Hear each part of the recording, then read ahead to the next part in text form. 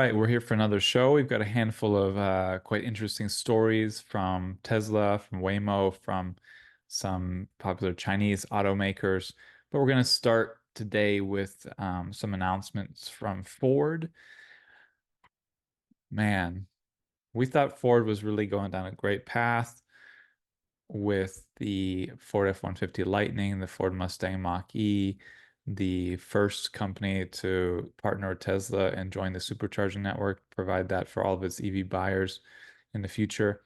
And it really seemed to be, figuring things out on a roll, doing well. Its EV sales have actually gone up tremendously this year, but they're pulling back. They're focusing now more on electrifying trucks as hybrids, and they're cutting production plans for an electric SUV, which CEO Jim Farley said he was really excited about, really loved the vehicle, but they just felt like they couldn't make it profitably or something like that, which there's potential there with, the volume they expected, how expensive they were making it or not. The battery market, which is quite good right now, so I don't think that's at play. And basically how much, margin, how much profit margin, gross margin they expect from those vehicles, how long they plan to sell it in what numbers. Anyway, I don't know if it'll come back, but they worked on it. They created a great electric SUV, they say, Jim Farley says, and they've killed the project. So it's a big kind of step backwards from Ford. I'm sure it's an ongoing developing story we're gonna stay on. This follows Jim Farley being one of the first at the end of last year in the industry to lament that EV sales were not growing as much as they hoped. We've talked about this a lot, so I'm not going to go into it, but I'm not sure. I'm not sure what's going to turn Ford around at this point, but it's not a good sign for Ford going forward, in my opinion, and for the market as well. Meanwhile, while Ford is pulling back on its limited EV plans, and we don't really have any announcements about Tesla going to new markets, we've got BYD, Zeekr, and NIO expanding across the globe. These Chinese EV producers are just entering more and more markets. Just reported on BYD entering Pakistan and also planning to build a factory there, Zeekr entering Japan, and NIO entering the UAE. And BYD also entered Sri Lanka. So they just continue to expand across the globe. I mean, just simple, you know, foresight and, thinking about the future. You just see these automakers, these Chinese automakers, becoming bigger and bigger and bigger players globally, while US automakers shrink more and more globally. So it's not a great sign for the US auto industry. On the Tesla front, we have some interesting news. We have, first of all, still, expectation that the Tesla Model Y, upgraded Tesla Model Y, codenamed Tesla Model Y Juniper, is coming next year. There are some spy shots out there, covered in stuff. I don't know, there's nothing really to see, in my opinion. It's We all expect the Model Y will look like a Model Y version of the new Model 3. I mean, until something surprising comes out, that's what I think everyone's expecting. And that's what we should get next year at some point. In the meantime, what I found really surprising, interesting was a story that in Mexico, Tesla's going to start selling a very scaled down, trimmed down Model 3 with fewer speakers, not including the touchscreen in the back, ordinary glass instead of acoustic glass, fewer, less power. It's just basically what a lot of people have been asking for a long time, is just a very simplistic, basic, cheaper Tesla. And yes, I'm curious. I don't know if this is really 100% true, but that's what the word is. Rumor is, interestingly, this still doesn't get you like it's not going to save a ton of money.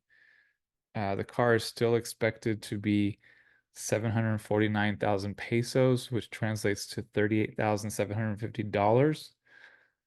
That's, far off from a $25,000 car. So if Tesla is working on a $25,000 car, I guess that makes me even more interested on what it would be. But, that takes into account some, shipping and extra costs going to Mexico, but really not like I'm surprised if they're really going to do that and cut all those things that they can't make it cheaper.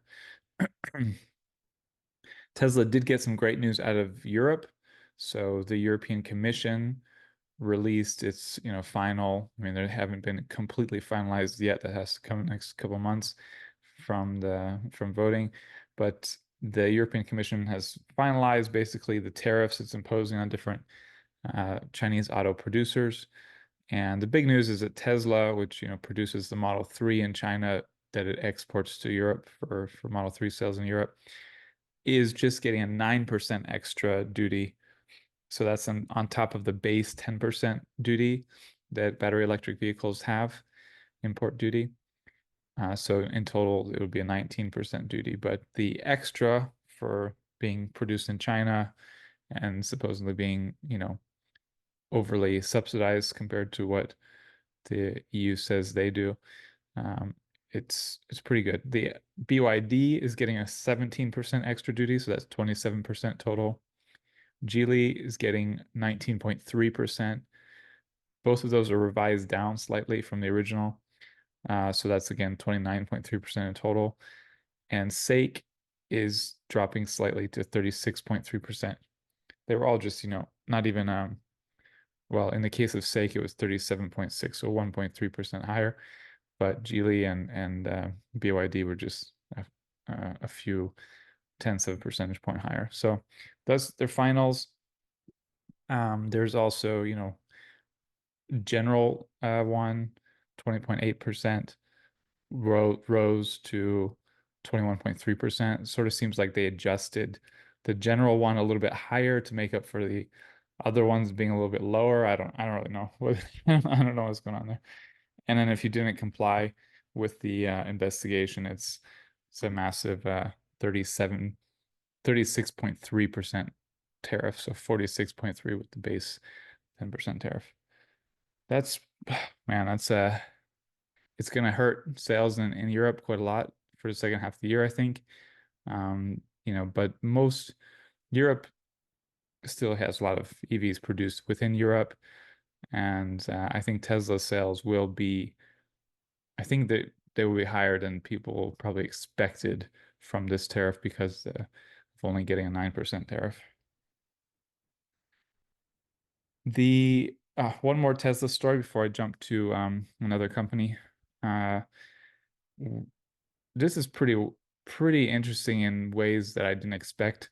So there's a Tesla favorability study that's been done by Civic Science, ongoing kind of favorability survey, and what you would expect is that Tesla favorability among Democrats and liberals is down a lot because of Elon. I mean, presumably because Elon Musk being quite vocal about supporting Donald Trump. Well, this is actually before he, so this is before he got in the ring with Donald Trump. But getting much more politically active and right wing, and also quite negative about California and whatnot. So just from January, Tesla favorability dropped from 40% to about 26%. What was the figure?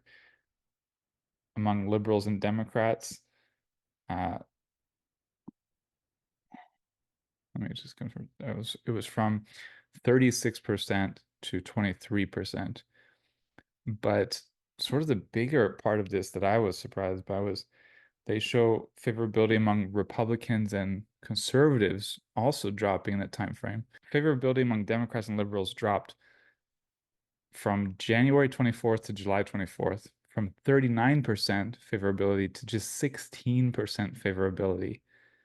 That's a huge drop. And that's, sort of expected, but there's different ideas. Some people say Tesla's dead because of Elon Musk getting into politics like he is and getting wrapped up in a lot of conspiracy theories and misinformation and just being heavily anti-woke mind virus and anti-Democrats. But the bigger, more surprising, interesting part of the story for me was that Tesla favorability also significantly dropped among Republicans and conservatives. So from 36% on January 24th to 23% on July 24th. That's a, 13 percentage point drop in 6 months from 36 to 23. And I don't really, it's hard to understand where that's coming from. So it did have a bit of a rebound from mid-May to mid-July, presumably because of Elon getting so politically active, but it had dropped a lot before then, much more than with Democrats. It's sort of like an inverse graph there. But then it's still down that much. So one thing that comes to mind is that maybe, you know, just completely politics aside, people are that the market is a bit saturated. People are a bit tired of seeing so many of these Teslas that they're not so enamored or enticed by them anymore because they're all over the place. As we've joked for a long time, they sort of like become the Toyota Corolla of some areas, like my area and much of California or all of California probably. So it's just, maybe that them being so successful and ubiquitous now has dropped people's interest in them. Maybe they just haven't improved enough or changed enough in the past several years, or maybe um, there could be full self-driving issues, but really full self-driving has improved so much with version 12 that that's hard to understand. So I don't know. There might be other factors at play. The all of the used Teslas that are on the market now have brought down the price of new Teslas as well, drag that down. And maybe that's influencing favorability somehow. But I don't know. It's an interesting topic that I'm going to keep an eye on. But for sure, the biggest hit was with liberals and Democrats who, you see every day, people saying they've had like 12 Teslas or six Teslas or even just one, or they've been supporting Tesla for 10 years or 12 years, and they're done because of what Elon is doing on X. So I don't know. It's a concerning trend. I mean, concerning if you're a fan of Tesla and what it should be doing and what it should be for.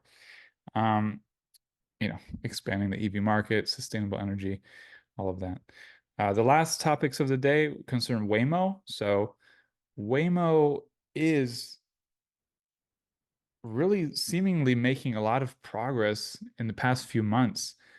And I don't know if this is just a bit of a short spurt progress or if we're going to continue to see a significant increase in what it's doing. But first of all, it's doubled its robotaxi trips, commercial robotaxi trips in 3 months.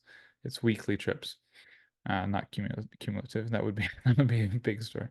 But it's really starting to scale up, and it's gone from it's gotten up to 100,000 paid robotaxi trips per week, which is about double what it was in May. So Waymo is really coming alive here. They've expanded their markets in San Francisco, and Los Angeles, to how far geographically they extend. They've also running now. They're open to anyone in the public now in San Francisco, so it's not just certain subscribers or whatever. Open to everybody. And they've got a new Zeekr vehicle, custom designed vehicle that they're testing now in California. It's not being commercially used yet, but it's in testing. And the last thing with them is they've got a new Waymo driver, so sixth generation Waymo driver, which seems to have been developed quite quickly. It was developed much more quickly than previous generation Waymo drivers. It's much cheaper.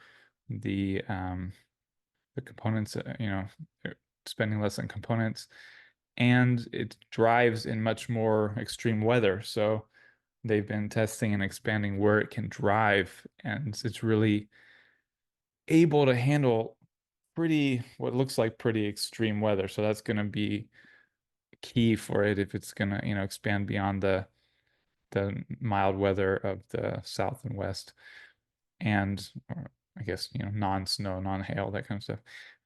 But yeah, it's got 13 cameras, 4 LiDAR, 6 radar, and an array of external audio receivers. So compared to Tesla, which is, focused on vision only, it's got not just LiDAR and radar, but audio receivers, so ears, which is the acronym.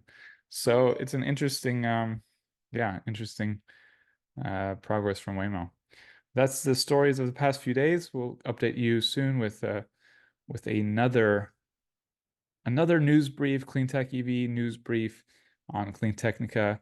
If you like this, please like, subscribe, support us, become a subscriber, and you can also read about these stories in the links in the description of the video in case you want to get into more details or see more of my opinions on this news or other writers' opinions on this news. For example, Steve wrote a great long article on the Ford story. And yeah, again, like, subscribe, and follow us wherever you enjoy consuming clean tech media and EV media. Thank you.